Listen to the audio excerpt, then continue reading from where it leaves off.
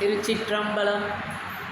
திருவாக்கும் செய்கருமம் கைகூட்டும் செஞ்சொல் பெருவாக்கும் பீடும் பெருக்கும் உருவாக்கும் ஆதலால் வானோரும் ஆணை முகத்தானை காதலால் கூப்புவார் தம் கை என்று விநாயகப் பெருமானை வணங்கி, மண்கண்ட வெண்குடை கீழாக மேற்பட்ட மன்னரும் என் பண்கண்டளவிற்கு பணியச் செய்வாய். படைப்போன் முதலாம் விண்கண்ட தெய்வம் பல்கோடி உண்டேனும் உன்போல் கண்கண்ட தெய்வம் உள்ளதோ சகலகலா வல்லியே என்று சரஸ்வதி தேவியை வணங்கி, நான் பிறந்த மண்ணிலே வீட்டிலிருந்து அருள்பாலித்து கொண்டிருக்கும் வேதனாகியுடனுரை சாந்தநாதேஸ்வரரை வணங்கி, இன்றைய இந்த இனிய மாலை பொழுதிலே கந்தக்கோட்ட கந்தப்பெருமானின் அருளால் நாம் அனைவரும் இங்கே கூடியிருக்கின்றோம். இந்த இனிய தருணத்திலே சைவ சமய பக்த ஜனசபை இந்த ஆலயம் போன்று அமைந்திருக்கின்ற இந்த திருத்தலத்திலே இதனை தோற்றுவித்து இன்று வரை பரிபாலனம் செய்து வரும் ஆன்றோர்கள் சான்றோர்கள் அனைவருக்கும் நன்றியையும் வணக்கத்தையும் தெரிவித்துக் கொண்டு, இன்றைய தினம் நாம் காணவிருப்பது வருகின்ற ஆனி மாத மக நட்சத்திரத்தன்று நிகழவிருக்கும் பல நூற்றாண்டுகளுக்கு முன்னதாகவே நிகழ்ந்து சிறப்பித்த சிறந்த அடியார்களில் ஒருவராக விளங்கிய நால்வர் பெருமக்களில் ஒருவரான நமது மாணிக்க வாசகரின் குரு பூஜையை முன்னிட்டு அவருடைய சிறப்பினை பற்றி சிந்திக்க இருக்கின்றோம். திருவாத ஊரர் என்ற திருப்பெயரோடு திரு அவதாரம் செய்தவர் மாணிக்க வாசகர். மதுரையம்பதிக்கு அருகிலே இருக்கின்ற திருவாதவூர் என்ற திருத்தலத்தில் அவதாரம் செய்தவர். சம்புபாதர் ஞானவதி என்ற பெற்றோருக்கு குழந்தையாக பிறந்து கல்வி கேள்விகளில் சீரும் சிறப்புமாக பெரும் பேறு பெற்ற மாணிக்கவாசகர் திருவாத ஊரர் என்ற இயற்பெயரோடு வளர்ந்தவர். திருவாதவூர் என்றால் அந்த திருத்தலத்திற்கான காரண பெயர் திருவாத ஊரன் என்ற லிங்க திருமேனியோடு அங்கே இறைவன் காட்சி தருகின்றார். திருவாத ஊரில் பெயர் காரணம் என்று பார்க்கிற போது சனீஸ்வர பகவானுக்கு வாத நோய் ஏற்பட்டு அதை போக்கும் பொருட்டாக இறைவனை அங்கே வணங்கிய திருத்தலம் என்றும் சொல்வார்கள். வாயு என்று சொல்லக்கூடிய நவக்கிரகங்களிலோ அல்லது தேவர்களில் வரிசையில் வருகின்ற வாயு பகவானும் விமோச்சனம் பெற்ற திருத்தலம் என்பதனால் திருவாத ஊர், வாதம் என்கிறது வாயு அல்லது காற்று என்று பொருள்படும்படியாக இருப்பதனால் அதற்கு திருவாத ஊர் என்று பெயர் பெற்றதாக சொல்வார்கள். அவ்வூரில் இருந்து அருள்பாலிக்கின்ற இறைவனுடைய திருப்பெயரே தான் பின்னாளில் அவராகவே இறைவனாலேயே மாணிக்கவாசர் என்று அழைக்கப்பட்ட அந்த சைவ அடியார்களில் ஒருவராக விளங்கிய திருவாத ஊரர்.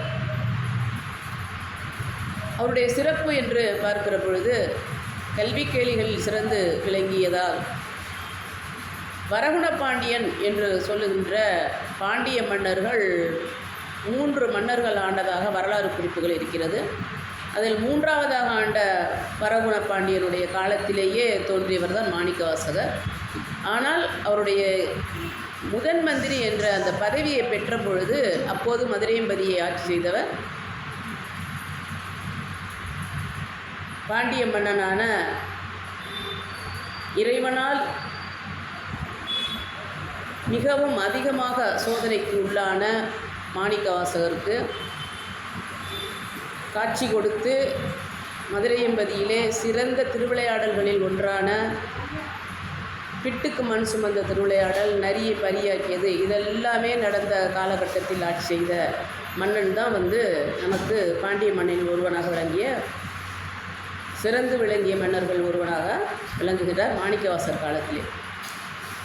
மாணிக்கவாசகர் நமக்கு சிறப்பாக சொல்ல வேண்டும் என்று சொன்னால், சைவ சமயத்தை நாம் எடுத்துக்கொள்ளுகிற பொழுது 2 முதன் மந்திரிகள் சைவ சமயத்திலே நமக்கு இறைவனுடைய சிறப்புகளை சொன்னவர்களாக எடுத்து இயம்பியவர்களாக காணப்படுகிறார்கள். ஒன்று மாணிக்கவாசகர், இன்னொன்று சேக்கிழார் பெருமான். இருவருமே நமக்கு சைவத்தில் சிறந்த விளங்கியவர்கள். அதே சமயம் அவர்கள் முதன் மந்திரியாக விளங்கியவர்கள். இந்த முதன் மந்திரி என்பது பார்க்கிற போது நமக்கு சாதாரணமாக அரசியலில் இருப்பவர்கள், அரசு கட்டிலுக்கு உறுதுணையாக இருப்பவர்கள் என்ன செய்வாங்க அப்படின்னா, அரசுக்கான தொழில்களே, அதற்கான அலுவல்களே, அதற்கான பணிகளே என்று சொல்லுகிற அளவிலே அரசனுடைய கட்டளைக்கு தகுந்த மாதிரியான தன்னை சிறப்பித்து வாழக்கூடிய மக்களாக தான் இருந்திருப்பார்கள். சாதாரண பார்க்குற பொழுதே பார்த்திங்கன்னா அரசு வேலையில் இருப்பவர்கள் அதிகமாக ஆன்மீகத்தில் ஈடுபட நேரம் இருக்காது. சாதாரண அன்றாட வாழ்வே நமக்கே அப்படி தானே இருக்கும். சாமிக்கு கும்பிடுவதற்கோ, வீட்டில் பூஜை பண்ணுவதற்கோ, கோவிலுக்கு செல்வதற்கெல்லாம் ஒரு நேரம் வேண்டும் என்று நாமளே ஒதுக்கி கொண்டு அப்புறம் உலக வாழ்க்கையில் நாம் இருக்கின்றோம்.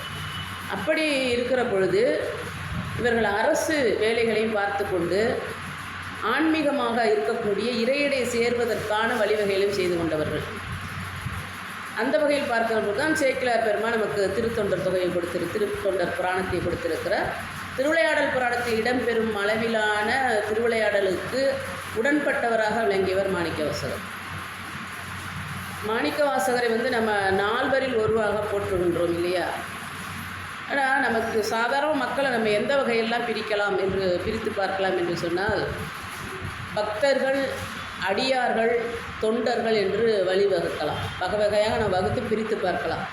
பக்தர்கள் என்று சொல்லுகிற போது நமது உலக வாழ்க்கைக்கு தேவையானவற்றை இறைவனிடம் பெற்றுக்கொண்டு அதற்காகவே இறைவனிட வழிபாடுகள், பூசணைகள் செய்து கொண்டிருப்பவர்கள். சாதாரண அதிக அளவிலான தங்களுடைய சிந்தனைகளை இறைவனிடம் செலுத்தாமல் இறைவனுடைய அருளை பெற்று கொண்டிருப்பவர்களை பக்தர்கள் என்று நாம் சொல்லலாம். ஆனால் அடியார்கள் என்று சொல்லுகிற போது தங்களுடைய உடல், பொருள், ஆவி என்று எதையுமே பொருட்படுத்தாமல் இறைவனுக்கே தங்களை அர்ப்பணித்து கொண்டவர்களே அடியார்கள் என்று நாம் நால்வர் பெருமக்களும் சரி 63 எடுத்துக்கொண்டாலும் அவர்களாம் தொண்டர்கள். தங்களுடைய வாழ்விலே எதையுமே பொருட்படுத்தாமல் எல்லாவற்றுமே இறைவனுக்காக இருந்தவர்கள் தான் 63. நம்ம பார்க்குற 63 திருச்சரித்தை பார்க்கும்போது நமக்கு நன்றாகவே தெரியும். அவர்கள் எல்லோருமே தங்களுடைய வாழ்க்கைக்கு மிஞ்சிய அளவிலே, எஞ்சிய அளவிலே அதீதமாக இறைவன் மேல் பற்று கொண்டவர்கள். அது மாதிரி இருந்தவர்களே நம்ம பார்க்கலாம் அப்படின்னு சொன்னால் நமக்கு கண்டப்ப நாயனர், சிறு தொண்ட நாயனர் அவங்களாம் நம்ம நினச்சே பார்க்க முடியாது இல்லையா? அந்த மாதிரியான அர்ப்பணிப்பை செய்தவர்கள் இறைவனுக்கு. அவர்களெல்லாம் தொண்டர்கள் வரிசையிலே எடுத்துக்கொள்ளப்படுகிறார். ஆனால் மாணிக்க வாசகரை நாம் சிந்தித்து பார்க்கிற பொழுது அவர் அடியாரா, தொண்டரா, பக்தரா என்று கேட்டால் அரசு பணியில் முதன் மந்திரியாக இருந்திருக்கிறார் என்று பார்க்கிறோம். அதே சமயம் அன்றாடம் திருவாதூரில் இருந்து அவர் அங்கே அவதரித்ததனால் திருவாதூரிலே இருந்து திருவாதூர் ஈசனை வணங்கியிருப்பார் என்பது நமக்கு திண்ணமாக தெரியும். அவர் அவதாரம் செய்த திருத்தலம் தான். அதை அடுத்து பார்க்கிறது சொக்கநாத பெருமான். சுந்தரேசர் என்றும் ஆலவாயப்பன் என்றும் போற்றப்படுகின்ற மதுரை பதில் ஆளுகின்ற மீனாட்சி உடனுடையாக காணப்படுகின்ற சொக்கநாத பெருமான் அவருக்கு உகந்த ஒரு கடவுளராக இருந்திருக்க வேண்டும் என்பதுதான் நமக்கு தெரிய வருகிறது. அப்படி பார்க்கிற பொழுது அவர் பக்தராக, சாதாரணமாக பக்தராக இருந்திருக்க வாய்ப்பில்லை. அதே சமயம் மாணிக்கவாசகர் ஏதேனும் தொண்டு செய்தாரா என்று நாம் ஒரு வினா எழுப்பினால் அப்படி எதுவும் இருந்ததாக தெரியவில்லை. அன்றாடம் பூசணைகள் செய்திருக்கிறார். சிறு வயதிலிருந்தே அவர்கள் சைவ மரபிலிருந்து வந்தவர் என்பதனால் சிறப்பான ஒரு பூசணைக்கு செய்யக்கூடிய ஒரு ஆளாக இருந்திருக்க வேண்டும் என்பதுதான் நமதுடைய கருத்தாக இருக்கிறது. அப்போது தொண்டராகவும் பக்தராகவும் அல்லாமல் அதாவது கீழ்நிலையில் இல்லாமல் தொண்டர் என்ற வகையில் எல்லாவற்றையும் அர்ப்பணிப்ப அளவிலும் இல்லாமல் அடியார்கள் தான் எப்பொழுதுமே நம்ம சைவத்தை பொறுத்தவரைக்கும் அடியார்களுக்கு தான் முதலிடம் இல்லையா? 63 எதுக்காக நம்ம கோவில்களுக்குள்ளே வைத்து வணங்குகிறோம் என்று சொன்னால் தங்களுடைய வாழ்க்கையிலே எதையுமே பொருட்படுத்தாமல் இறைவனுக்காக அர்ப்பணித்தவர்கள். அதே சமயம் நமக்கு ஒரு நியமம் இருக்கிறது இல்லையா? கோவில்களில் காலணி அணியக்கூடாது, குடை பிடிக்கக்கூடாது, ஒருவருக்கு ஒருவர் வணக்கம் சொல்லிக் கொள்ளக்கூடாது என்றெல்லாம் நியமம் இருக்கிறது. அரிமர்த்த பாண்டியனுடைய காலத்தில் தான் மாணிக்கவாசகர் அங்கே முதன் மந்திரியாக இருந்திருக்கிறார். வரகுண பாண்டியன் காலத்தில் திரு அவதாரம் செய்து அதிமர்த்தன பாண்டியனுடைய காலகட்டத்தில் முதன் மந்திரியாக இருந்த சமயத்தில் அவருடைய வேலைகளில் அவர் சிறந்து விளங்கியதன் காரணமாக, அவர் மேல் கொண்ட நம்பிக்கையின் காரணமாக பாண்டிய மன்னன் என்ன செய்கிறான்? நாட்டிற்கு தேவையான படைக்களத்திற்கு வேண்டிய குதிரைகளை வாங்கி வர சொல்லி அவரிடம் படிக்கின்றார். அவ்வாறு குதிரைகள் வாங்குவதற்காக மன்னன் கொடுத்த பொற்காசுகளை எல்லாம் எடுத்துக்கொண்டு வரலாற்று ரீதியாக பார்க்கிற பொழுது சோழ நாட்டில் இருக்கின்ற தொண்டி என்ற துறைமுகத்திற்கும், புவியியல் ரீதியாக பார்க்கிற போது பாண்டிய மன்னனுடைய ஆட்சிக்கு உட்பட்ட இடமாக தொண்டி என்றும் 2 நகரங்கள் இருப்பதாக குறிப்புகள் இருக்கிறது. ஆனாலும் அவர் தொண்டி என்ற துறைமுகத்திற்கு தான் குதிரை வாங்குவதற்கு வருகின்றார். அது வருகின்ற வழியிலே ஒரு வனத்திலே நமக்கெல்லாம் மகா மந்திரமாக விளங்குகின்ற நமச்சிவாய என்ற திருமந்திரமானது அவருடைய காதுகளில் ஒலிக்கிற பொழுது படை வீரர்களுடைய துணையோடு குதிரை மீது வந்து கொண்டிருந்த மாணிக்கவாசி இறங்கி தன்னை அறியாமல் ஓடுகிறார். உள்ளே அந்த வனத்தின் உள்ளே அடர்ந்திருக்கிற மலர் சோலைகளுக்கு இடையே பார்க்கிற பொழுது திருநீர் தரித்து பூநூல் தரித்து வேதியர் ஒருவர் குழந்தைகளுக்கு பாடம் எடுத்து கொண்டிருக்கின்றார், புகட்டி கொண்டிருக்கிறார் என்ற காட்சியானது அவருக்கு தெரிகிறது. தன்னையும் அறியாமல் ஈர்த்து என ஆட்கொண்ட எந்த பெருமான் என்று பின்னாளில் எழுதும்படியாக அந்த வேதியர் இவரை ஈர்க்கிற போன்ற ஒரு உணர்வை உணர்ந்து கொண்டு ஓடி சென்று அவருடைய கால்களே விழுந்து வணங்குகின்றார். அப்பொழுதுதான் அவருக்கு திருவடி தீட்சை கிடைக்கின்றது. அதன் பின்னர் நடந்த விடயங்கள் என்று பார்க்கிற பொழுது அதன் பின்னர் பாடம் போட்டி கொண்டது வேதியர் அந்த குழந்தைகளுடைய மறைந்து விடுகிறார். அது சமயம் தன்னையும் அழைத்து கொண்டு போகாமல் போகிறாரே என்று அழுது புலம்புகின்றார் திருவாதவூரர். ஏன்னா இந்த சரிதம் துவங்கியதிலிருந்து அவர் அவதாரம் செய்ததிலிருந்து அவருக்கு திருவாதவூரர் என்ற திருப்பெயர் தான் இருந்திருக்கிறது, இயற்பெயர் தான் இருந்திருக்கிறது, பெற்றோர் அவருக்காக வைத்த பெயர். இறைவன் இறுதியில் அவரை சந்தித்து அவர் எழுதிய திருவாசகரின் கைப்பட எழுதுகிற பொழுதுதான் அவருடைய சொல்லாடலுக்கு ஏற்ப மாணிக்க வாசகர் என்ற திருப்பெயரை சூட்டுகிறார். அதுவரை திருவாதவூர் என்ற திருப்பெயரில் இருந்த அந்த அரசருக்கு உகந்த முதன் மந்திரி சென்ற இடத்திலேயே இறைவனுடைய இந்த அருளை பெற்று தீட்சையை பெற்று இறைவனால் ஆட்கொள்ளப்படுகிறார். அந்த இடம்தான் திருப்பெருந்துறை என்று சொல்லக்கூடிய வனம். தற்பொழுது ஆவுடையார் கோயில் என்று அந்த இடமானது வழங்கப்படுகிறது. அந்த பகுதி மக்களுக்கு திருப்பெருந்துறை என்று சொன்னால் யாருக்கும் தெரியாது. ஏனென்றால் தொல்லியல் ஆராய்ச்சி அவர்களுக்கு உட்பட்ட ஒரு இடமாக அது எடுக்கப்பட்டு இருப்பதனால் அந்த இடத்திற்கு நம்ம பலகையில் அப்படி தான் எழுதியிருக்கும். கோவிலுடைய முன்புறத்திலே நமக்கு திருப்பெருந்துறை என்று தான் எழுதியிருக்கும் என்று உள்ளாக அவர்களுடைய அரசு சம்பந்தப்பட்ட ஆவணங்களில் திருப்பெருந்துறை என்றாலும் கூட ஆவுடையார் கோவில் என்று தான் அந்த கோவிலானது வழங்கப்படுகிறது. அந்த இடத்தில்தான் இவரை இறைவன் ஆட்கொள்ளுகின்றார். குருந்த மரத்தின் அடியிலே இருந்து குருவாக அமர்ந்து இறைவன் ஆட்கொண்ட திருத்தலம் திருப்பெருந்துறை. அங்கிருந்து தான் இவருக்கு ஞானம் கிடைக்கின்றது, திருவடி தீட்சை கிடைக்கின்றது. அந்த நிகழ்வுக்கு பிறகு அவர் சுமார் 37 திருத்தலங்களுக்கு சென்றிருக்கிறார் மாணிக்கவாசகர். ஒவ்வொரு திருத்தலத்திலும் இறைவனுடைய அருளால் திருத்தலத்தில் அவர் உணர்ந்த இறைவனுடைய அருளை ஒரு பதிகங்களாக நமக்கு கொடுத்திருக்கின்றார். அவை 51 பாடல்களை கொண்ட திருவாசகம் என்ற தொகுப்பு. அவை எல்லோருக்குமே தெரியும் திருவாசகம். அதை ஆன்றோர்களாக என்ன சொல்கிறாங்க அப்படின்னா, இந்த 51 பாடல்களும் நடராஜ பெருமானுக்கு பின்புறமாக ஒளிச்சுடராக விளங்குகின்ற திருவாட்சியில் இருக்கின்ற ஒளிச்சுடர்கள் 51 போலவும், தமிழ் எழுத்துக்களில் அச்சரங்கள் மூல மந்திரத்தின் 51 போலவும் சிறப்பாக விளங்கக்கூடியது இந்த 51 பாடல்கள் என்று சொல்லுகிறார்கள். இந்த 51 பாடல்களை கொண்ட திருவாசகத்தையும் அதோடு சேர்த்து திருக்கோவையாரையும் எழுதுகிறார் மாணிக்கவாசகர். ஆரம்ப காலத்தில் திருக்கோவையாரும் திருவாசகம் ஒரே பெயரிலேயே திருவாசகம் என்றுதான் அழைக்கப்பட்டிருக்கிறது. பின்னாளில் வந்தவர்கள் திருக்கோவையாருக்கும் திருவாசகத்திற்கும் இரண்டாக பிரித்து திருக்கோவையாரை உலக வாழ்க்கையில் இருக்கக்கூடிய செய்திகளை அதிகமாக அதில் நாம் காண்பதன் காரணமாக 2 நூல்களாக பிரித்து கொடுத்தார்கள் என்று சொல்லப்படுகிறது.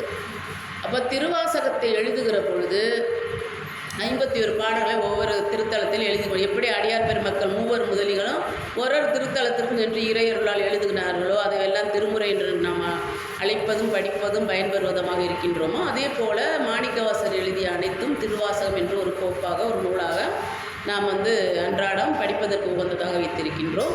அதில் சிவபுராணம் என்பது மிகவும் முக்கியமான ஒரு பாடலாக கருதப்படுகிறது. அந்த பதிகங்களில் 51 பதிகங்களே சிவபுராண பதிகம் மிகவும் முக்கியமான ஒன்று. அதை நாம் அன்றாடம் இல்லங்களிலும் கோவில்களிலும் பாடுவதும் இறையொருள் பெறுவதற்கான வழிவகையை செய்து கொள்வதற்கு சிறப்பான ஒரு பதிகம் எது அப்படின்னா சிவபுராணம்.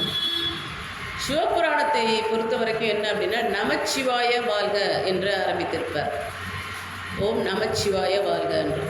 நமச்சிவாய என்பது உலக வாழ்க்கையில் இருக்கின்ற நாம் இறைவனுடைய அருளை பெறும் பொருட்டு நமச்சிவாய என்று சொல்லுவதும், உலக வாழ்க்கையை விடுத்து பெருவாழ்வு என்று சொல்லக்கூடிய முக்தி அடையக்கூடிய முனிவர்கள், ரிஷிகள், இந்த மாதிரி சித்தர்கள் இவர்களெல்லாம் சொல்லுவது சிவாய நமக என்று சொல்லுவது. ஆக நாம் உலக வாழ்க்கையில் இருந்து கொண்டே இறைவனை எப்படி அடையலாம் என்பதற்கான வழிவகை செய்து காட்டக்கூடிய வழியை காட்டக்கூடிய ஒரு பதிகமாக இருப்பது அந்த நமச்சிவாய மந்திரம், சிவபுராணம். அதில் நமக்கு எப்படி சொல்லுவாங்க, பின்னாளில் வந்தவர்கள் மாணிக்கவாசர் எந்த நோக்கில் எழுதினார் என்பது நமக்கு அறிய வாய்ப்பில்லை. இருந்தாலும் ஆன்றோர்கள் பலரும் அவற்றை எடுத்து ஆராய்ச்சி செய்ததன் காரணமாகவும் இறைவன் மேல் பற்று கொண்டதன் காரணமாகவும் அவர்கள் விளக்கியுள்ளது எப்படின்னா, நமச்சிவாய வாழ்க என்பது 6 இடங்களில் வாழ்க என்பதும், வெல்க என்பது 5 இடங்களில் வருவதாகவும், அடுத்த 5 வரிகளில் வருவதாகவும், போற்றி என்பது அடுத்த 8 வரிகளில் வருவதாகவும் 658 என்றும், சிவபுராண அந்த பதிகத்திலே அத்தனை வரிகள் பாடல்கள் முழுமையாக இருக்கக்கூடிய திருவாசகத்திலே பாடல்களுக்கு இருக்கக்கூடிய வரிகளின் எண்ணிக்கையாக அதை கொடுத்திருக்கிறார் என்று ஒரு உபச்சாரமாக சொல்லியிருப்பார். ஆனாலும் ஈர்த்து என்னை ஆட்கொண்ட எந்தை பெருமானே என்ற சொல்லை மாணிக்கவாசகர் எழுதுவதற்கு அந்த சூழ்நிலைக்கு ஏற்ப அவருடைய உள்ளமானது இறைவனை நோக்கி சென்றதன் காரணமாக அவர் இத்தனை பதிகங்களை நமக்கு கொடுத்திருக்கின்றார்.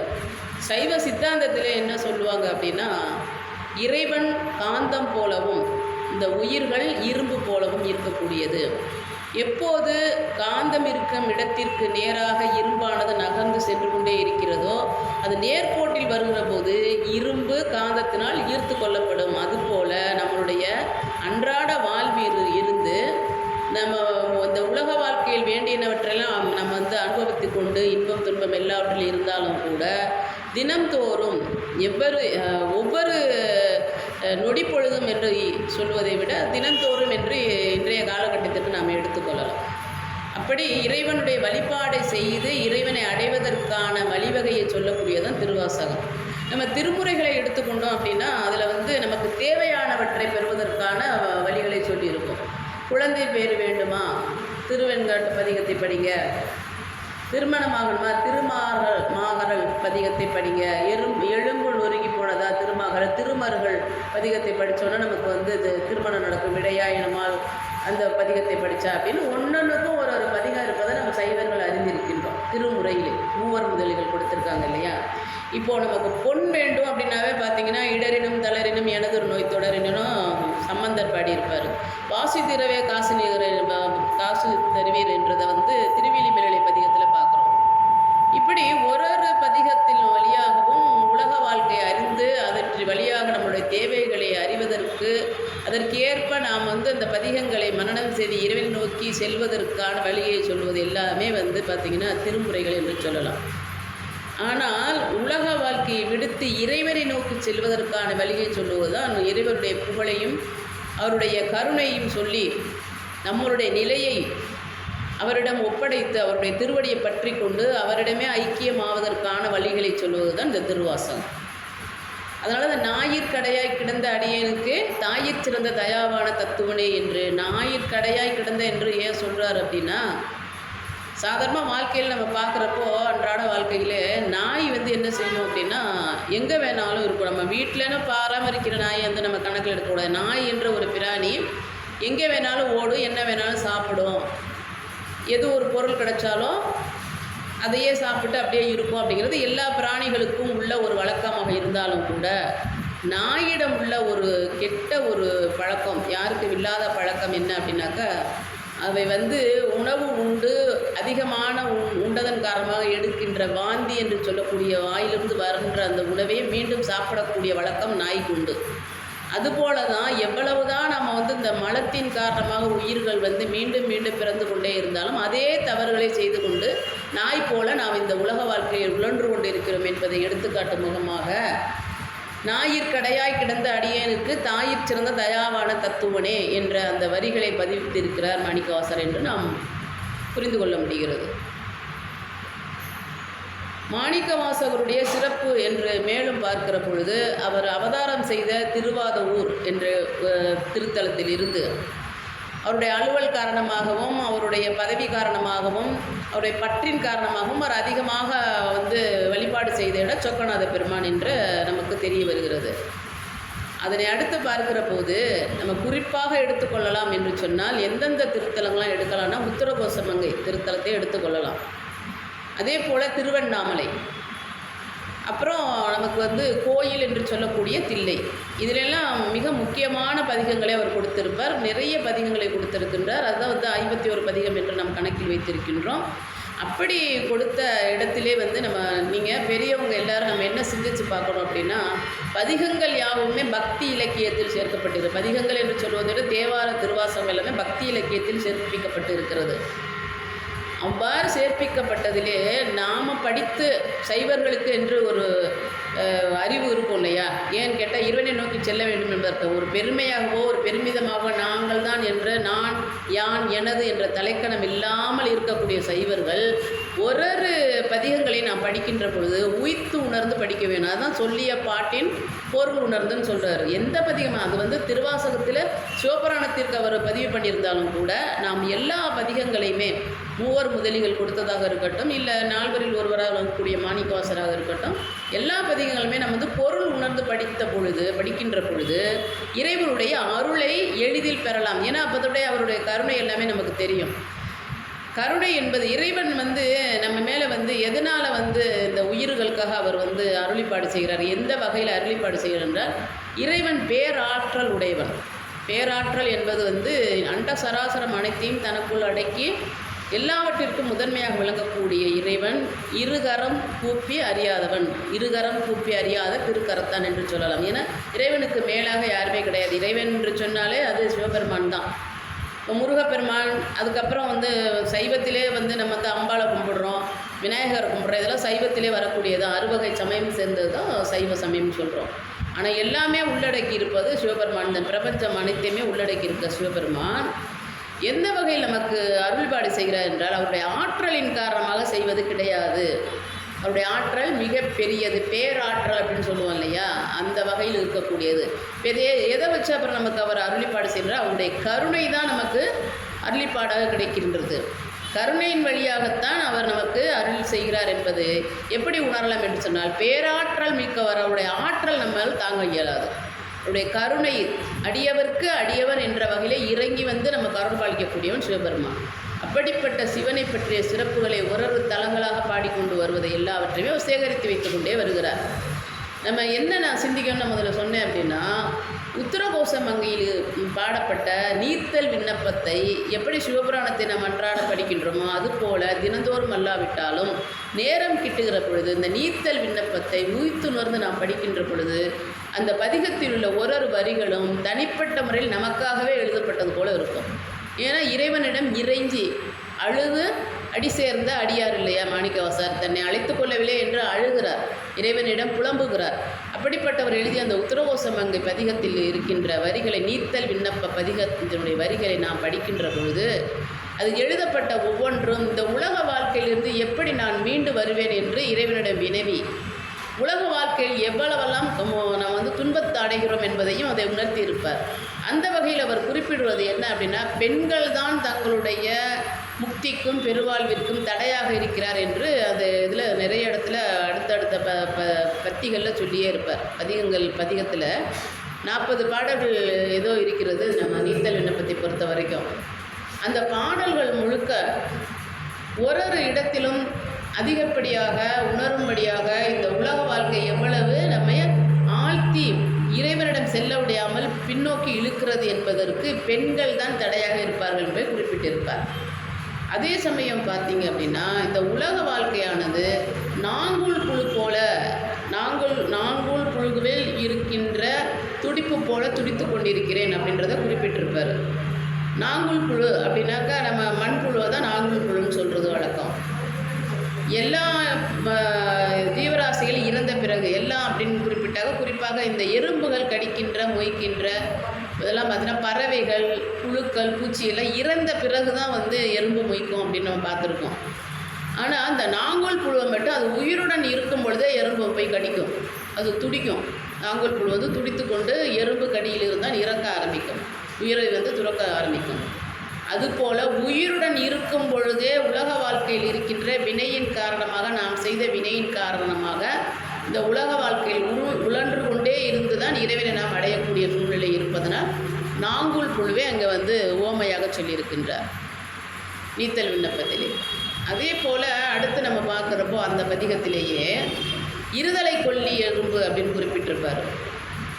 அதுபோல தான் நாம் வந்து இந்த உலக வாழ்க்கையில் இருப்போமா அல்லது இறைவனை நோக்கி செல்வோமா என்று நம்மளுடைய வினைக்கு தகுந்த மாதிரி நம்ம எண்ணமானது ஊடுருவி கொண்டே இருக்கும். வினையானது பின்னோக்கி இழுத்து கொண்டே இருக்கும். அதான் அவர் எழுதியிருக்க திருக்கோவையாரில் அழகாக சொல்லியிருப்பார்.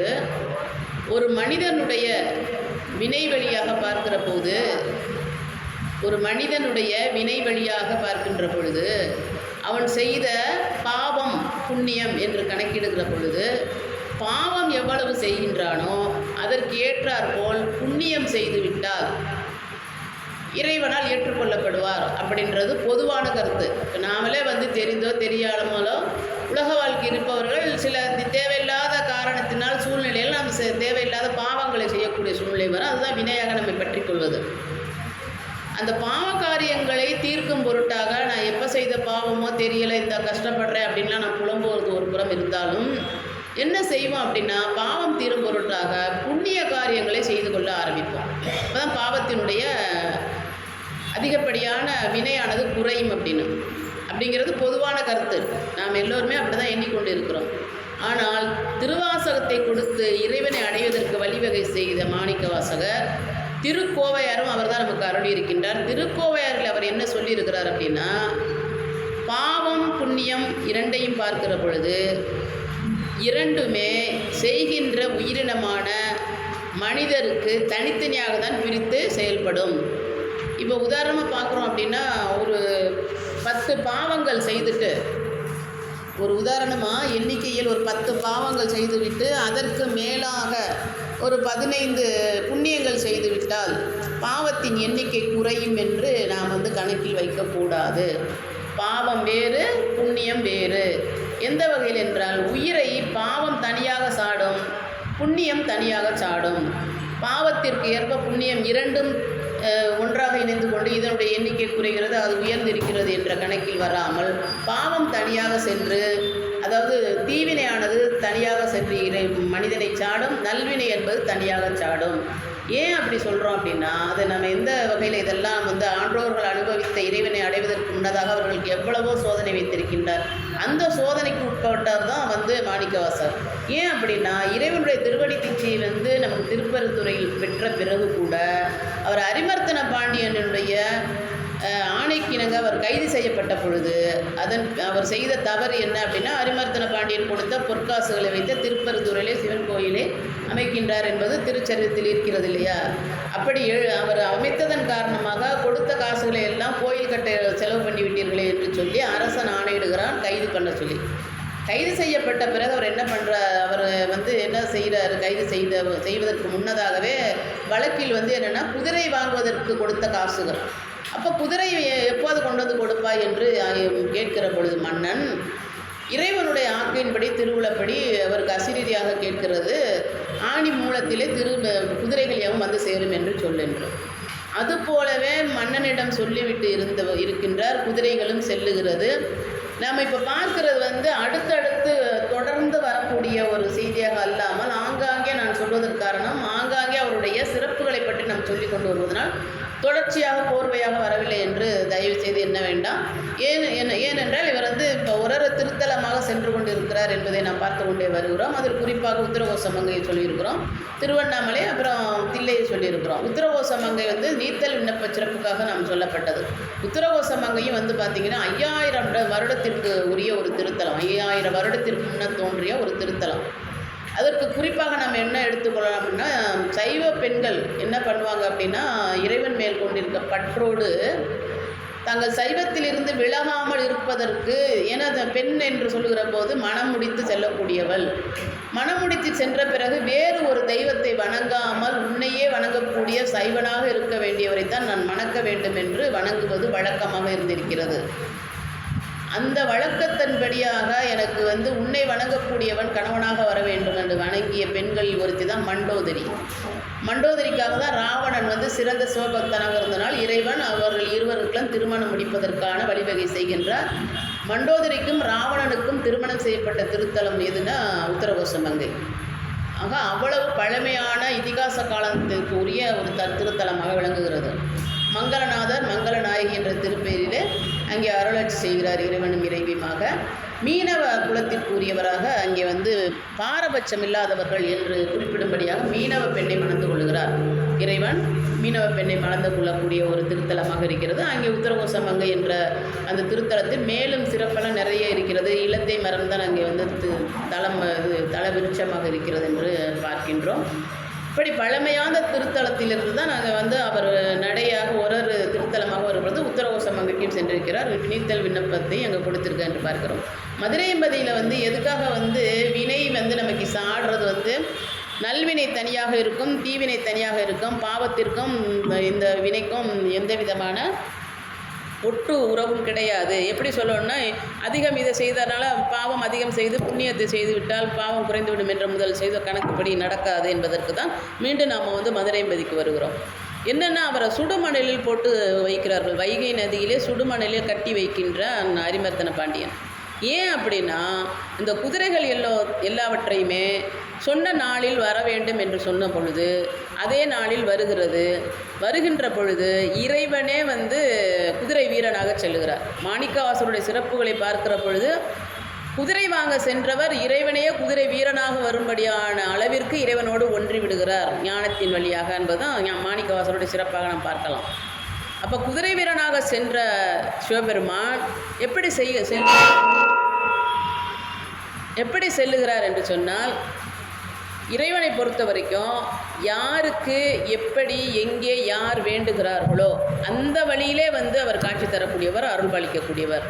அதற்கு நாம் இன்னும் கொஞ்சம் நல்லா பார்க்குறோம் அப்படின்னாக்கா, 63 திருச்சரித்தில் பார்த்தோம் அப்படின்னா, எந்த அடியாருக்கு எப்படி போய் உதவ வேண்டுமோ, அருள் புரிய வேண்டுமோ, சோதனை செய்ய வேண்டுமோ, கடைசியில் முக்தி அடைய வேண்டுமோ என்பதற்கு ஏற்ப அவர் வேடம் விட்டு செல்லக்கூடியவர் என்பதை நம்ம 63 சரித்திரத்தில் பார்க்கலாம், சேக்கிழார் புராணத்தில்.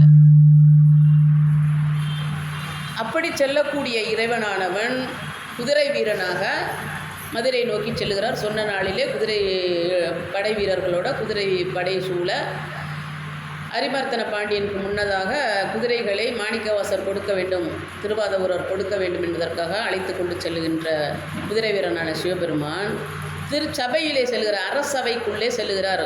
எப்பொழுதுமே எப்படின்னா, குதிரை வீரர்கள் என்று குதிரை விற்பனர்கள் என்று சொன்னாலும் கூட அவர்களும் ஒரு தனவந்தர்களாக இருந்திருக்கிறார்கள். அரப்பு குதிரைகளை கொண்டு வந்த ஒரு தனவந்தராக, அதாவது தனவந்தர் என்பது நம்ம வைசியர் என்று நம்ம 4 வகை பிரிவுகளை நாம் எடுத்துக்கொள்ள வருவது. ஆனால் அவர் எப்படி போகிறார் என்று சொன்னால், குதிரை வீரனாக அரபு நாட்டிலிருந்து குதிரை வியாபாரி எப்படி வருவாரோ அதே தோற்றத்திலே செல்லுகிறார். அதே தோற்றத்திலே குல்லாய் அணிந்து கொண்டு மகமதியருக்கு உரிய உடையிலேயே, சாதாரண நம்ம கைலின்னு சொல்லுவோம் இல்லையா வீடுகளில், அதுபோல் கைலி அணிந்து கொண்டு மேலே ஜிப்பா அணிந்து கொண்டு குதிரையிலே சென்று அரசவை, பாண்டிய மன்னன் அரிமர்த்தன பாண்டியனுடைய அரசவைக்குள்ளே குதிரையிலே போகிறது யாருன்னா சிவபெருமான் குதிரை வீரனாக. ஆனால் அங்கே மன்னனுக்கோ அதை அடுத்த மாணிக்கவாசருக்கோ அங்கே அவையில் இருந்த யாவருக்கும் தெரியாது, வந்திருப்பது இறைவன் தான் என்று தெரியாது. ஆனால் அந்த காலத்தில் என்ன ஒரு வழக்கம் என்று சொன்னால், இப்படி பெரிய வியாபாரிகள் வருகிற பொழுது, வைர வியாபாரிலாம் வருவாங்க அப்படின்னு நம்ம கதைகளில் திரைப்படங்கள்லாம் பார்த்துருக்கோம் இல்லையா, அதே போல் இந்த குதிரை வீரர்கள் உள்ளே செல்லுகிற பொழுது முதன்மையாக இருக்கின்ற அந்த குதிரை வீரர்களுக்கு தலைமையாக இருக்கின்ற வீரனானவன் குதிரையில் அரசவைக்குள்ளே நுழைகின்றான்.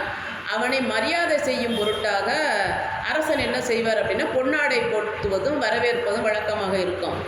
அப்படி செய்கிற பொழுது மன்னனானவன் அணிவித்த பொன்னாடையை புனிந்து பணிந்து வாங்காமல், அவங்களுக்கு தான் தெரியாது வியாபாரி என்று நினைத்து கொண்டு வரவேற்கிறார்கள், ஆனால் வந்திருப்பது இறைவன் அல்லவா. அதனால் அவர் என்ன பண்ணுறாரு, அவருடைய இயல்புக்கு ஏற்ப அவர் வணங்காமல், ஏன்னா யாரையும் வணங்காத திருக்கரத்தான் என்று நம்ம முன்னாடி பார்த்துருக்கோம். அந்த வகையிலே அவர் என்ன பண்ணுறாருன்னா, குதிரையிலே அமர்ந்து கொண்டே அந்த சாட்டையிலே வாங்கி மேலாக எறிவார் என்று மிக அழகாக சொல்லுவார் என்னுடைய பேராசிரியர். மிக அழகாக அந்த காட்சியை காட்சிப்படுத்தி இருக்கிறார் எங்களுக்கு வகுப்பிலே. அப்படி அமர்ந்த வண்ணமே அந்த குதிரை வீரனாக வந்தவர் அந்த சாட்டையிலேயே அந்த பொன்னாடையை வாங்கி எறிந்து மேலாக எறிவார் என்று சொல்லப்படுகிறது. எதற்காக இந்த காட்சியை நம்ம பார்க்குறோம் அப்படின்னா, எவ்வளவுதான் இறைவனை நோக்கி நாம் செல்லக்கூடியவர்களாக இருந்தாலும் கூட எந்த சூழ்நிலையாக இருந்தாலும் கூட இந்த பாவம் புண்ணியம் என்று பார்க்கிற பொழுது பாரபட்சம் இறைவனிடம் கிடையாது. ஏன்னா இறைவனுடைய திருவடி தீட்சையை பெற்றவர், அவருடைய ஆட்கொள்ளப்படுகிறார் திருப்பெருந்துறையில் என்று இருந்தாலும் கூட அவர் ஏதோ ஒரு காரணத்திற்காக சுடுமணையில் கிடத்தப்படுகிறார் என்பது நாம் பார்க்கின்றோம். அதே போல் பார்த்திங்கன்னா இன்னும் கொஞ்சம் நம்ம சைவத்தில் இறைவனுடைய திருவருளால் அவருடைய அம்மையிடமிருந்து ஞானப்பால் உண்டவர் ஞானசம்பந்தர் இல்லையா? அவ்வளவு வல்லமையும் வலிமையும் பெற்ற ஞானசம்பந்தர் எத்தனை பதிகங்களை கொடுத்திருக்கிறார். குழந்தையாக இருக்கும்போதே அம்மையப்பரை நேராக கண்டவர். அப்படிப்பட்டவரை என்ன பண்ணுறாரு, சமணர்களால் மடத்திற்கு தீ வைக்கின்ற பொழுது அவர் என்ன பண்ணுறாரு, செய்யனே திரு ஆளவாய் மேவிய ஐயனே அஞ்சேல் என்று அருள் செய் அப்படிங்கிறார். இப்போ இறைவன் இறைவியை பார்த்து அவரே அஞ்சேல்னு அருள் செய் அப்படின்னா நாம் என்ன மாதிரி இறைவனை வணங்கணும்? எந்த காலகட்டத்தாக இருந்தாலும் நம்ம இறைவனிடம் திருவடியை கெஞ்சணும். அதுதான் அழுது அடி சேர்ந்தார் என்று மாணிக்கவாசர் சொல்கிறாங்க. திருவடி தீட்சை பெற்ற பிறகும் கூட மாணிக்கவாசர் அழுது இருக்கிறார் என்பதை நம்ம முன்னதே பார்த்துருக்கிறோம். அப்படியாக இறைவன் எந்த காலகட்டத்தில் யாருக்கு எப்படி உதவ வேண்டுமோ அந்த மாதிரி தான் மாணிக்கவாசருக்கும் குதிரை வீரனாக அருள்பாலித்திருக்கின்றார். நமக்கு மேலும் திருவண்ணாமலையை பொறுத்த வரைக்கும் பார்த்திங்கன்னா, இப்போது உத்தரகோச மங்கையிலே நீத்தல் விண்ணப்பத்திலே பெண்கள் தான் முக்திக்கு இடையூறாக இருக்கிறார் என்று சொன்ன அதே மாணிக்கவாசகர் திருக்கோவையாரை நீங்கள் பெரியவங்களாம் ஆழ்ந்து உற்று படித்து, திருக்கோவையாரை பொறுத்த வரைக்கும் நாம் என்ன பண்ணுறோம் அப்படின்னா, அது போட்டுதலுக்குரிய நூலாக அதிகம் எடுத்துக்கொள்வது இல்லை. காரணம், நம்ம உலக வாழ்க்கையை பற்றி அதில் அதிகமாக இருப்பதனால் அது ஒரு சிற்றிலக்கியம் என்ற வகையில் பிரித்து விட்டார்கள். அப்படி கிடையாது. சைவர்கள் எல்லோருமே அதை படிக்கக்கூடிய ஒரு நூலாகத்தான் அவர் எழுதியிருக்கின்றார். உலக வாழ்க்கையில் இருந்து கொண்டு எவ்வாறாக இறைவனை அடையலாம் என்பதற்கு உரிய காரணங்களை, செயல்களை எல்லாமே அதில் குறிப்பிட்டிருப்பார். அதில் என்ன குறிப்பு அப்படின்னு சொன்னாக்கா, எப்பொழுதுமே ஈர்க்கப்படக்கூடிய தன்மை இயல்பு உடையவர்கள் பெண்கள் என்பதனால் இறைவனை பெண்ணாகவும் உயிரை ஆணாகவும் பார்த்து தான் திருக்கோவையாரில் சாராம்சம் இருக்கும். இறைவனை தில்லையில் இருக்கின்ற நடராஜ பெருமானை பெண்ணாகவும் இந்த உலக உயிர்கள் எல்லாம் ஆணாகவும் இருப்பது போல அதில் உள்ள காட்சிகளாக இருக்கட்டும், அதில் உள்ள பாடலுடைய பொருளாக இருக்க எல்லாமே அமைத்திருப்பார் நமக்கு திருக்கோவையாரில். அப்படி திருக்கோவையாரிலே பெண்களை பற்றிய செய்திகளை சொல்லி நமக்கு நீத்தல் விண்ணப்பத்திலே பார்த்திங்கன்னா பெண்ணை பற்றிய குறையாகன்னு தான் சொல்லணும். ஏன்னா நமக்கு பட்டினத்தார் பாருங்கள், அவருடைய பாடல்களில் பெண்களை பற்றியெல்லாம் குறையாக சொல்லி இவங்க தான் எங்கள் முக்திக்கு வழி செய்ய முடியாமல் தடுக்கின்றார்கள் என்றெல்லாம் சொல்லியிருப்பார். இன்னும் கூட பார்த்திங்கன்னா நமக்கு அருணகிரிநாதர் முக்தி அடைவதற்கு முன்னதாக அவருடைய வாழ்க்கை வரலாறு நமக்கு தெரியும். பெண்ணால் தான் மிகவும் பாதிக்கப்பட்டிருக்கிறார் என்று. அப்படி சொன்னவர் தான் என்ன பண்ணுறாரு, தன்னை பெண்ணாக பாவித்து கொண்டு திருவண்ணாமலையை நோக்கி சென்ற பொழுது திருவெம்பாவையும் திருப்பள்ளி எழுச்சியும் கொடுக்கின்றார். அந்த திருவெம்பாவை வைத்து தான் இன்றளவு நாம் மார்கழி மாதத்திலே திருப்பள்ளி எழுச்சி பாடுகின்றோம். திருவெம்பாவையை இன்றைய காலகட்டமெல்லாம் மாறிவிட்டது இல்லையா? பெண்கள் யாரும் அதிகப்படியாக இளம் பெண்களை பொறுத்த வரைக்கும் அதிகப்படியாக வழிபாடுகள் பூசணிகளை செய்வதெல்லாம் தவிர்த்து விடுகிறார்கள். நம்ம மங்கள பொருள்கள் கூட அணிவது கிடையாது, தலைவிரி கோலமாக இருக்கிறார்கள் என்பதெல்லாம் இந்த காலகட்டத்தில் இருந்தாலும் ஆரம்ப காலத்திலிருந்தே, அதாவது இந்த திருவெம்பாவையெல்லாம் நமக்கு வந்த காலத்திலிருந்தே என்ன பண்ணுவாங்க, இந்த பெண்கள்லாம் மார்கழி மாதத்திலே நீராடி அதிகாலையில் திருவெம்பாவை பாடி வந்தோம்னா நல்ல கணவன் கிடைப்பார்கள் என்றும் திருமணமானவர்கள் நல்ல கல்யாண வாழ்க்கையில் இருப்பார்கள் என்றும் ஒரு நம்பிக்கையும் ஐதீகம் இருந்தனால் அதை பின்பற்றி கொண்டு வந்திருக்கிறார்கள். அப்படிப்பட்ட பாடல்களை பதிகங்களையும் கொடுத்தவர் மாணிக்கவாசகர் இல்லையா? திருவெம்பாவை திருப்பள்ளி எழுச்சியும் கொடுத்திருக்கிறார். இறைவன் எழுந்தருளுகிற போது பாடுகின்ற முகமாக திருப்பள்ளி எழுச்சிக்கு அந்த மாணிக்கவாசகர் எப்படியெல்லாம் தன்னைத்தானே தாழ்த்தி கொண்டு இருக்கிறார் என்று சொன்னால், நிறைய அச்சோபதிகத்தை பார்த்து ஆச்சரியப்படுவார். என்னையும் கூட நீ அழைத்துக் கொள்கிறாய் என்று. வாழா பத்து நான் வாழாம இருக்கேன்னு வர சொல்ல மாட்டேன் என்று கேட்பார். குயில் பத்து எல்லாவற்றிலுமே இறைவனை முன்னிறுத்தி அந்த காலகட்டத்திற்கேற்ப 10 பாடல்களில் உரிய பதிகங்களாக கொடுத்திருப்பார். அப்புறம் பார்த்திங்கன்னா ஏசரவு அப்படின்னு ஒரு பதிகத்தில் சொல்லியிருப்பார். அந்த ஏசரவு பதிகத்தில் புலம்புவார். ஏசரவு இறைவா எல்லா இடம், அதனால தான் அழுது அடி சேர்ந்தார் என்று அவருக்கு முழுமையாக சொல்லப்படுகிறது. அப்படிப்பட்ட மாணிக்கவாசகருடைய சிறப்பு அப்படின்னு மேலும் நம்ம பார்க்குறோம். எதுக்காக இதை நம்ம பார்த்துட்டு வரோம்னா, இப்போ வருகிற ஆணி மகத்தன்று தான் அவர் குரு பூஜை அது நடக்க இருக்கிறது, இறைவனடி கலந்தார் என்றும். இப்படி 37 திருத்தலங்களில் பாடிக்கொண்டு வந்த பதிகங்களை கொடுத்து கொண்டு வந்த மாணிக்கவாசகர் ஒரு முறை ஒரு திருத்தலத்திலே இருக்கிற பொழுது தான் வந்து பல அற்புதங்கள் நடந்திருக்கிறது. நமக்கு சைவர்களை பொறுத்த வரைக்கும் நாம் ஏன் இன்னும் வந்து இந்த உயிரானது முற்பிறவியிலிருந்து இப்பிறவிக்குள்ள வந்து சைவத்தை நோக்கி செல்லுகிறோம், சைவ திருமுறைகளை கேட்கின்றோம், படிக்கின்றோம், மனனம் செய்கின்றோம், இறையொருள் பெறுகிறோம் என்று சொன்னால் ஏதாவது ஒரு பிறவியிலேயே நம்ம வந்து இறைவனை நோக்கி சென்ற ஒரு உயிராக இருந்து அதனுடைய எச்சமாக இருந்து இப்போ நாம் இந்த வாழ்க்கையில் ஈடுபட்டு கொண்டிருக்கோம் என்று ஆன்றோர்கள் பதிவு செய்திருக்கிறார்கள்.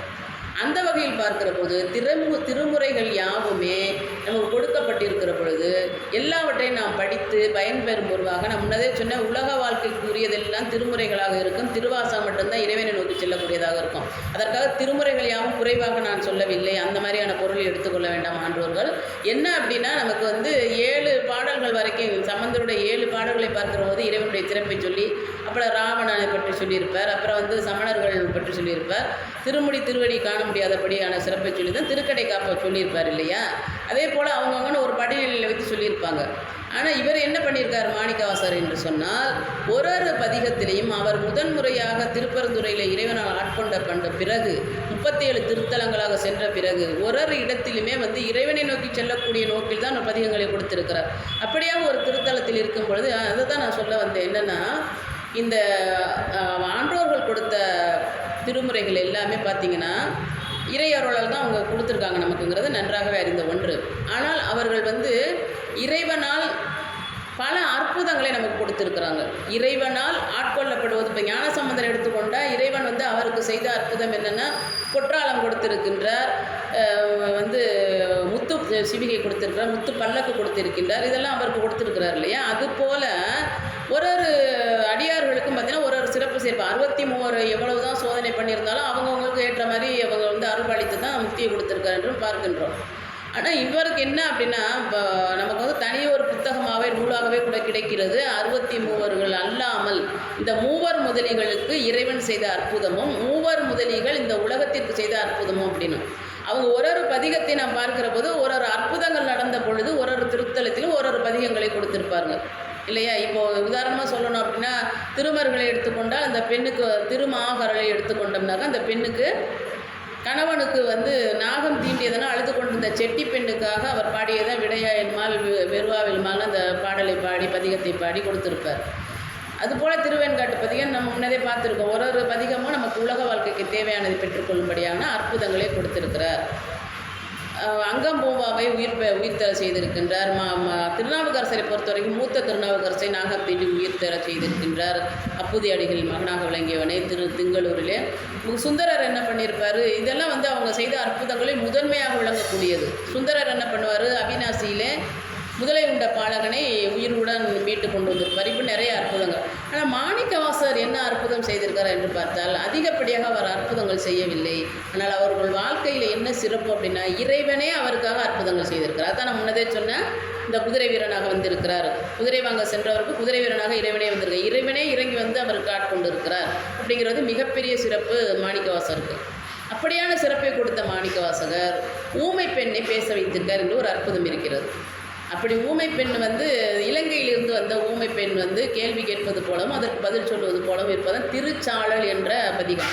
அதை படிக்கிற பொழுது இறைவனுடைய சிறப்பு மீண்டும் மீண்டும் நமக்கு நன்றாக, அவருடைய திருவுருவமாக இருக்கட்டும், அவர் செய்த அற்புதங்களாக இருக்கட்டும், இப்படி இறைவனை பற்றிய சிறப்புகளை எல்லாம் திருச்சாளல் என்ற அந்த பதிகத்திலே கொடுத்திருப்பார். இந்த ஊமை பெண் பேசிய பிறகு அதனை அந்த காலகட்டத்தில் ஆண்ட சோழ மன்னனுக்கு அந்த செய்தி போகிறது. அவனும் அவனுடைய ஊமை பெண்ணை வந்து பேச வைக்கும்படி வேண்டுகிறான்.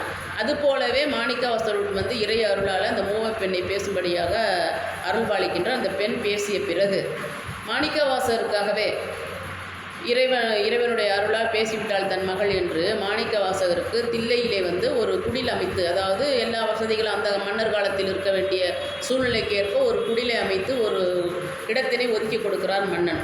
அந்த இடத்தில் வந்து தங்கியிருக்கிறார். 37 திருத்தலங்களும் சென்றுவிட்டு இறுதியாக தில்லையிலே வந்து குடிபுகுந்து அங்கே இருந்து இறைவனை வணங்கி கொண்டு அன்றாடம் தில்லை கோபுரத்தை பார்த்து வணங்குவதும் வெளியிலே செல்வதுமாக இருந்து கொண்டிருந்த திருவாத ஊரர் கொஞ்ச நாட்கள் என்ன செய்கிறாரு, அந்த குடிலுக்குள்ளேயே உள்ளாகவே அடைத்து கொண்டு இறைவனிடம் தியானத்திலே இருந்து கொண்டிருக்கிறார்.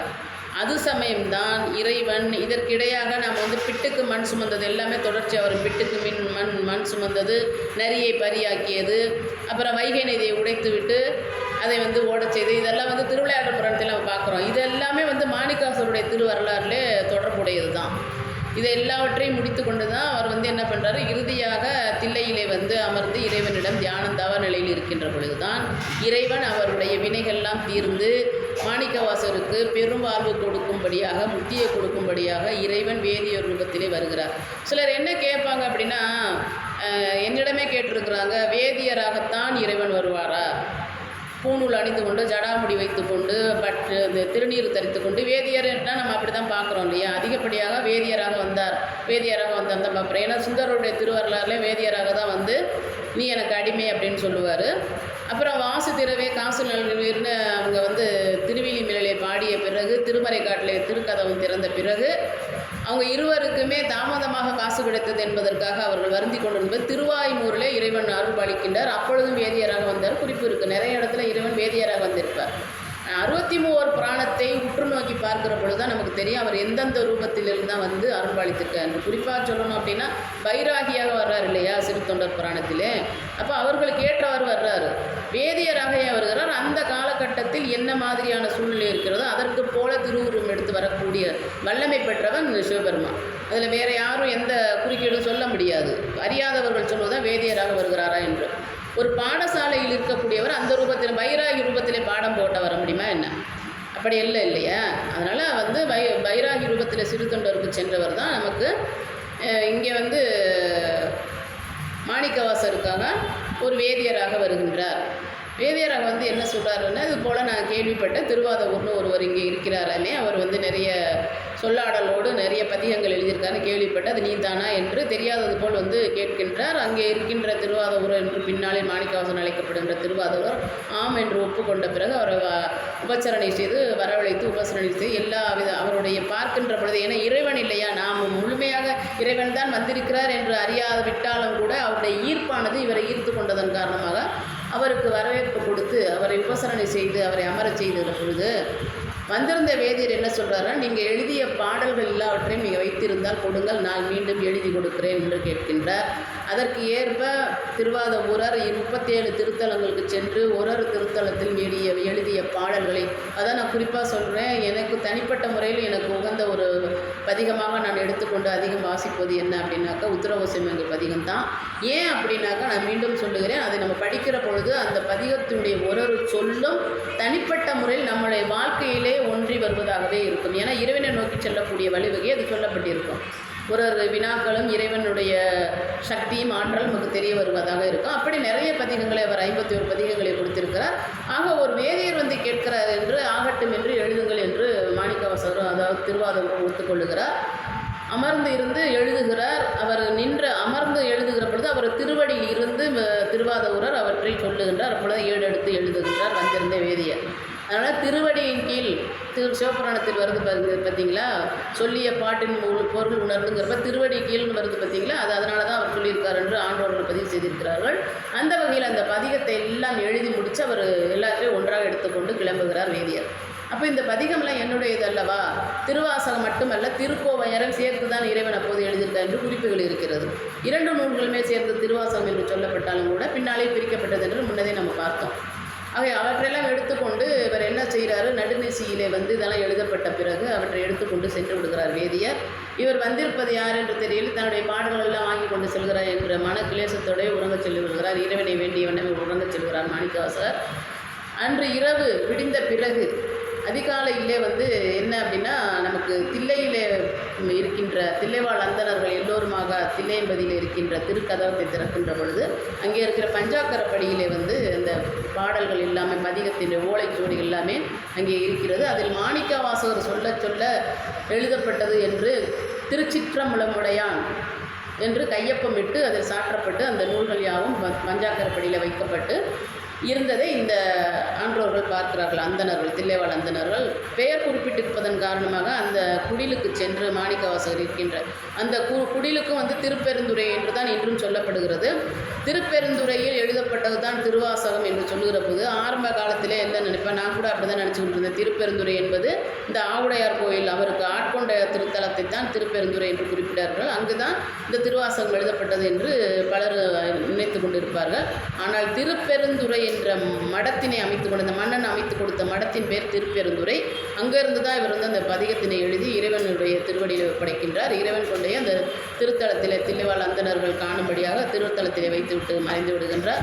அவர்கள் எடுத்து பார்க்கிற பொழுது முகவரி இருந்ததன் காரணமாக மாணிக்கவாசர் அழைத்து கொண்டு வந்து இதில் உன்னுடைய பேராக திருவாத ஊரர் என்று எழுதி திருச்சிற்றம்பலமுடையான் என்று கையொப்பமிட்டு இருப்பதால் இதனுடைய பொருள் என்ன, யார் எழுதினதுன்னு கேட்குறப்போ வேதிர் ஒருவர் வந்தார் என்று நடந்தவற்றை விளக்கமாக சொல்லிவிட்டு இதனுடைய பொருள் உள்ளே இருக்கின்ற நடராஜ பெருமான் என்று காட்டுகிறார் மாணிக்கவாசர். ஏன்னா அதில் சொல்லப்பட்டது எல்லாமே இறைவனுடைய சிறப்பு என்பதனால் திருவாசகத்தை பொருள் கேட்கிற போது உள்ளே இருப்போம் தான் என்று சுட்டி காட்டியதோடு அந்த சட நேரத்திலே இறைவனுடைய அருளால் அவர் வந்து இறைவனோடு ஐக்கியமாகி விடுகிறார்.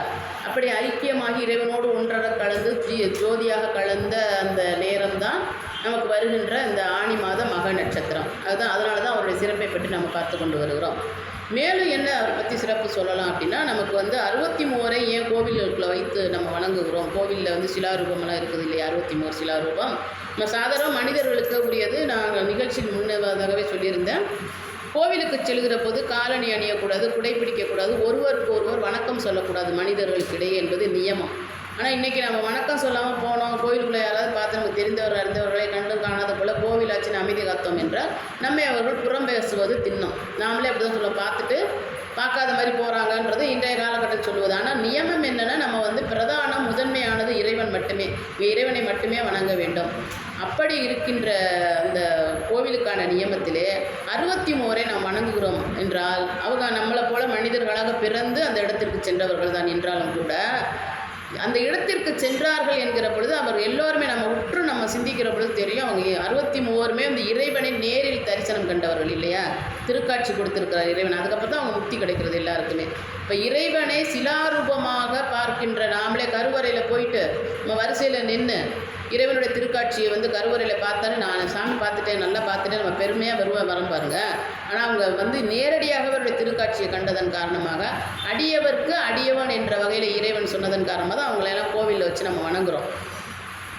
இப்போ வந்து பஞ்சமூர்த்திகள் வந்து வருவாங்க, திருவீதி உலா வர்றாங்க பாருங்களேன். அதில் முதல்ல இறைவன், அப்புறம் இறைவி, விநாயகர், வேலவர், அப்புறம் யாரும் சண்டேஸ்வரர் வருவார். சண்டேஸ்வரரை இறைவன் மகனாக ஏற்றுக்கொண்டு ஐவருமாக வருகின்ற அந்த திருவீதி உலா வந்து பஞ்ச மூர்த்திகள் வருவது வந்து நடைபெறுகிறது. இப்படி நமக்கு திருத்தலங்களை பார்க்கறது சீர்காழியில் போய் பார்த்தோம்னாலும் சரி, நமக்கு வந்து வடத்தளி இந்த மாதிரி நிறைய அடியார்களுடைய சிறப்புகளை சொல்லக்கூடிய சீர்காழியை பார்த்தோம் அப்படின்னாக்கா ஞானசம்பந்தருடைய ஞானப்பால் பெற்றதன் காரணமாக அவருக்கு தனிச்சன்னதி இருக்கும். அங்கே ஞானப்பால்ன்ற அளவில் அவருக்கு அபிஷேகம் பண்ண பால் கூட நமக்கு அபிஷேகமாக பிரசாதமாக கொடுப்பார்கள். அப்போ நம்ம அவினாஷியில் போய் பார்த்தோம்னா தனிச்சன்னதி இருக்குது. அவினாஷியப்பர் ஆலயத்தில் தனிச்சன்னதி இருக்கிறது சுந்தரருக்கு. இப்படி அடியார்களுக்கெல்லாம் தனித்தனி சன்னதி இருப்பது வந்து எல்லா இடத்துலையும் இருக்கக்கூடிய ஒன்று தான். அந்த வகையில் தான் திருப்பெருந்துறையிலும் வந்து மாணிக்கவாசர் தனிச்சன்னதி இருக்கும். சென்றவர்களுக்கு தெரியும், இறைவனை நோக்கி செல்கிற பொழுது இடதுபுறத்தில் மாணிக்கவாசருக்கு தனியாக சன்னதி இருக்கும். ஆனால் என்ன மாணிக்கவாசருக்கு தனியான ஒரு சிறப்பு என்று சொன்னால், மற்ற மூவர் முதலிகள் சரி, மற்ற எல்லோருமே சரி, இறைவனை நோக்கி செல்கிற போது ஞான வழியில் சென்றவர் இவர் ஒன்று. இன்னொன்று என்னன்னாக்கா, இறைவனே அவருக்காக இறங்கி வந்து அற்புதங்கள் செய்திருக்கிறார். இன்னும் பார்த்தோம் அப்படின்னாக்கா, இறைவன் அவரை வந்து நேரடியாக எதிர்கொண்டு அழைத்தார் என்று தான் சொல்லணும். இப்போ அடியார்களை பார்க்கிற போது ஞான சம்பந்தர் வந்து அம்மே அப்பா என்று பாடுகிற பொழுது இறைவன் காட்சி தருகிறார். வாகீஸ்வராக இருந்து பூவுல கிழந்த நாவுக்கரசர் வயிற்று வழியில் துடித்ததன் காரணமாக திருவதிகை வீரட்டணத்தில் வந்து இறைவன் காட்சி அவர் வந்து ஆட்கொள்ளுகிறார். அப்போ தான் திருநாவுக்கரசு என்ற நாமம் மண்ணுக என்று அருள்பாலிக்கின்றார். நமக்கு சுந்தரரை பொறுத்தவரைக்கும் அவர் பெண்களுடைய சேடி பெண்களை கண்டதன் காரணமாக வினை தீரும் பொருட்டு தான் பூவுலவிற்கு வந்து அப்புறம் நாவலூரில் பிறந்து சுந்தரர் என்று நம்பியாரூர் என்று அழைக்கப்பட்டு திருத்தொண்டர் தொகையெல்லாம் கொடுத்து இந்த மாதிரிலாம் பார்க்குறோம். ஆனால் மாணிக்கவாசரை பொறுத்த வரைக்கும் அவர் என்ன பண்ணுறார் அப்படின்னா, இந்த மாதிரியான செயல்பாடுகள்லாம் இறைவனை நோக்கி அவர் எந்த விதமான பாடல்கள், பதிகங்கள், முன்னது சொன்னது போலவே பூசைகள் இதெல்லாம் வந்து அடியார்கள், அதாவது தொண்டர்கள் அளவில் அவர் செய்யாமல் அரசனுக்குரிய அலுவல்களை செய்து கொண்டிருந்தவர் தான். தன்னுடைய உயிரின் முற்பிறவியினுடைய காரணத்தினாலும் தற்பொழுது அவர் வந்து சொக்கநாத பெருமனை வணங்கியதன் காரணமாக தான் அவர் வந்து சைவத்திலே ஓடி வந்து கொண்டே இருக்கிறார். அப்படி வந்தவரை எதிர்கொண்டு அழைக்கிறார் இறைவன் என்று தான் சொல்ல வேண்டும். அவர் தான் வந்து திருப்பெருந்துறையிலே இறைவனே வந்து அவரை எதிர்கொண்டு அழைத்து அவருக்கு திருவடி தீட்சை கொடுக்கிறார். அந்த சிறப்பை பெற்றவரும் அவர் தான். அதன் காரணமாக எல்லாவற்றிற்கும் மேலாக என்ன அப்படின்னா, இப்போ எல்லா தெய்வங்களுக்கும் நம்ம பார்ப்போம், வாகனம் என்று ஒன்று இருக்குது. முருகன் என்றால் மயில் இருக்கும். நம்ம எல்லா தெய்வங்களுக்கும், இறைவனுக்கு வாகனம் இல்லையா? எல்லா தெய்வங்களையுமே இறைவன் ஆட்கொண்டு பாரபட்சம் இல்லாதவர், எல்லோருக்கும் அருள்பாலிக்கக்கூடிய என்று சொன்னாலும் கூட, ஞான நிலையை பெற்று அழுது அடி சேர்ந்த மாணிக்கவாசகருக்கு இறைவன் தனது வாகனத்தையே கொடுத்திருக்கின்றார். நீங்கள் திருப்பெருந்துறையில் போய் பார்த்தோம் அப்படின்னா 10 நாள் உற்சவமும் இறைவனுக்கு நடைபெறுவது கிடையாது. மாணிக்கவாசகருக்கு தான் அந்த உற்சவம், அந்த திருத்தலத்திற்குரிய உற்சவமானது, பெருவிழாவானது மாணிக்கவாசகர் தான் நடத்தப்படுகிறது. அப்பொழுது இடப வாகனத்திலே, ரிஷப வாகனத்திலே இறைவன் போலவே அமர்ந்து கொண்டு திருவீதி உலா வருவது மாணிக்கவாசகர் தான் அழைத்து கொண்டு வருவார்கள். அவருக்கு தான் சிறப்பு செய்யப்படுகிறது. அதே போல் பார்த்தீங்க அப்படின்னாக்கா எல்லோரும் என்ன சொல்லுறாங்க அப்படின்னா, பெரியோர்கள் சொல்லி நானும் கேட்டிருக்கேன், ஆவுடையார் கோயில் என்ற பெயர் வர காரணம் என்ன அப்படின்னா, அங்கே செய்யப்படுகின்ற இறைவனுக்கு செய்யப்படுகிற நைவேத்தியத்திலிருந்து வருகின்ற ஆவியான ஆத்மாவானது அவரோட போய் கலப்பதனால் ஆவுடையார் கோயில் என்று பெயர். ஆவி உடையார் கோயில் அப்படின்னு ஒரு பொருள் சொல்கிறாங்க. அந்த பொருள் கிடையாது, நான் மட்டும் சொல்ல கிடையாது. அங்கே உள்ள பலகையிலும் தகவல் பலகையில் எழுதியிருப்பது என்னவென்றால், இறைவன் வேதியராக பாடம் போட்டி கொண்டிருந்த சூழ்நிலை தான் மாணிக்கவாசகர் அவரை பார்க்கின்றார், திருவடி தீட்சை பெறுகின்றார். அப்படி இறைவனிடம் பாடம் போட்ட வந்த குழந்தைகள் 300 குழந்தைகள் இருந்து பாடம் கேட்டுக்கொண்டு இருந்திருக்கிறார்கள். அவர்கள் எல்லாருமே அந்த திருத்தலத்தில் இருக்கின்ற அந்தணர் குழந்தைகள். அந்த குழந்தைகள் இறைவனை நமக்கு குருவாக ஏற்றுக்கொண்டு குரு தட்சணை கொடுக்கும்படியாக அவங்க வீட்டில் இருந்து புழுங்கல் அரிசியும் பாகக்காயும் கீரையும் கொண்டு போய் குருதட்சணையாக கொடுத்து விட்டு பாடம் கேட்டுக்கொண்டிருந்திருக்கிறார்கள். அப்படி கேட்டார்கள் குழந்தைகள் எல்லோரும் இறைவனிடம் என்பதை நமக்கு நினைவுபடுத்தும் முகமாக இன்றைக்கும் திருப்பெருந்துறையிலே இறைவனுடைய சன்னதிக்கு முன்னதாக பெரிய கல் ஒன்று போடப்பட்டிருக்கும். தகட்டுக்கல்னு அந்த ஊர் பக்கம் சொல்லுவாங்க. பெரிய கல் ஒன்று போடப்பட்டிருக்கும். அதில் புழுங்கல் அரிசி சாப்பிட்டு சுடு சோறாக கொண்டு அதில் பரப்பி அதில் பாகற்காய் இந்த கீரையெல்லாம் வச்சு தான் நைவேத்தியம் நடக்கும் இறைவனுக்கு. அந்த குழந்தைகள் கொடுத்த காணிக்கையின் காரணமாக இப்படி தான் நைவேத்தியம் நடத்தப்படுகிறது. அதன் காரணமாக அதிலிருந்து செல்லுகின்ற ஆவிதான் ஆவியான நம்மை ஆத்மாவை குறிக்கிறது. ஆவுடையார் என்று, ஆவி உடையார் என்று சொல்லுகிறார் என்று முன்னதை சொல்லியிருந்தேன்.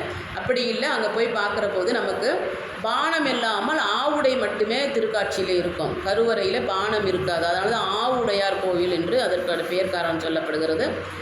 பெரிய கோவிலுடைய சிறப்பை பார்த்தோம் அப்படின்னா, சிற்பக்கலைகளுக்கெல்லாம் மிகவும் உகந்த ஒரு நாம் எல்லோருமே சென்று கண்டு ரசிக்கக்கூடிய ஒரு திருத்தலம் அது. இறைவன் குதிரை வீரனாக சென்றான் என்பதனாலேயோ என்னவோ தெரியவில்லை, அங்கே இருக்கின்ற குதிரை வீரன் சிலையில் உள்ள அந்த கால் நரம்பு நகம் எல்லாமே உயிர்ப்பித்து இருப்பது போல உயிராக இருக்கக்கூடிய ஒருவருக்குரியதாகவே அந்த சிலை ரூபம் இருக்கும்.